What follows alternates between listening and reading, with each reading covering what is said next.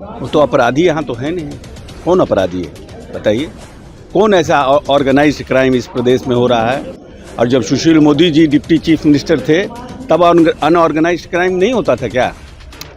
Organised crime और unorganised crime ये दो अलग अलग चीज है। नमस्कार, आप देख रहे हैं सिटी पोस्ट लाइव और मैं हूं आपके साथ हर्षिता प्रताप सिंह।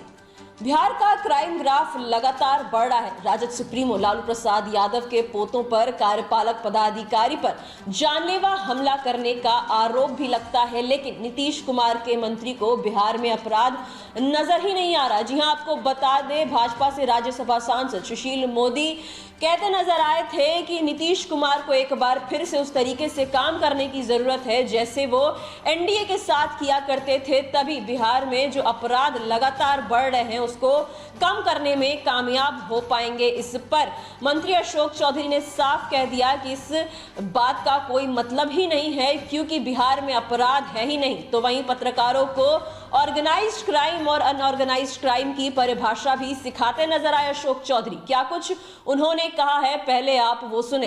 कि हम सुशील मोदी के बयान को समझ पाए, उन्हीं से पूछना पड़ेगा। उन्होंने लॉ एंड ऑर्डर को लेकर सवाल खड़ा किया और बोले कि कई सारे ऐसे सवाल खड़े हो रहे हैं। अब नीतीश जी को एक बार फिर से 2005 के दौर में लौटना चाहिए और उस समय के फॉर्म में लौटना चाहिए जिस समय एनडीए की सरकार बनी थी। अपराधी बाहर भागते थे देश राज्य छोड़ करके। वो तो अपराधी यहाँ तो है नहीं। कौन अपराधी है बताइए? कौन ऐसा ऑर्गेनाइज्ड क्राइम इस प्रदेश में हो रहा है? और जब Sushil Modi ji deputy chief minister थे तब अनऑर्गेनाइज्ड क्राइम नहीं होता था क्या? ऑर्गेनाइज्ड क्राइम और अनऑर्गेनाइज्ड क्राइम ये दो अलग अलग चीज है। Unorganised crime spur of the movement में होता है। किसी से ज़मीनी विवाद है, किसी से लड़की का कोई विवाद है, किसी से पारिवारिक विवाद है, that is called unorganised. Organised crime किसी पॉलिटिकल प्रोटेक्शन में कोई एक ग्रुप पनप रहा हो राज्य में और वो क्राइम करता हो जिसको सरकार का संरक्षण प्राप्त हो। तो कोई एक ऐसा बताइए नाम जिसको नीतीश कुमार का सरकार का संरक्षण प्राप्त हो, ऐसा कोई ग्रुप है क्या? सर, बीजेपी ने यह भी कहा है कि आने वाले समय में बिहार में सिर्फ दो पार्टी रह जाएगी, बीजेपी और आरजेडी। संजय जायसवाल ने कहा तो वो तो आरजेडी से ना आए हैं भारतीय जनता पार्टी में। कहाँ से आए संजय जायसवाल? संजय जायसवाल के बाबूजी कहाँ थे? तो ये लोग तो आरजेडी और बीजेपी करवे ना करेंगे। वो आरजेडी से बीजेपी में आए में तो चाहते हैं खाली आरजेडी रह जाए, बीजेपी रह जाए। वो तो उनका वेस्टेड इंटरेस्ट है इसमें। जदयू बीजेपी में कि आरजेडी में? कौन? जदयू वही रह जाएगी तो आखिर जदयू कहीं मिलने वाली नहीं, ये सब फालतू का बयान है। ये सब उनका अपना मनगढ़ंत बयान है। मनगढ़ंत बयान में क्यों नोटिस लें हम संजय जायसवाल के?